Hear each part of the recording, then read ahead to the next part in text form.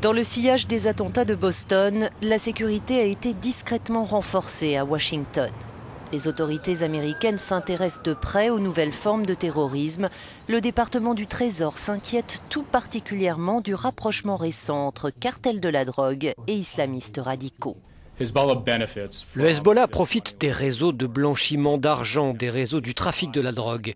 Il tire des bénéfices financiers du narcotrafic et du blanchiment d'argent. Avec ces fonds, le Hezbollah finance des activités terroristes dans le monde entier.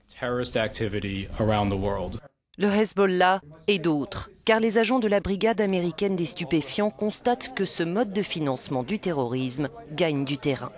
Le terrorisme sponsorisé par les États décline alors que le terrorisme alimenté par le trafic de drogue augmente. Autre nouvelle menace à prendre en compte, celle des loups solitaires, ces terroristes improvisés et imprévisibles comme les frères Tsarnaev à Boston. Pour cet expert, leur amateurisme est le meilleur des garde-fous. Ces gens sont plutôt incompétents. Ils sont difficiles à arrêter, certes, mais ils ne posent pas un risque aussi élevé pour la sécurité qu'Al-Qaïda. Avec Boston, un nouveau sentiment d'insécurité s'est emparé du pays. 2/3 des Américains estiment que les terroristes trouveront toujours le moyen de frapper.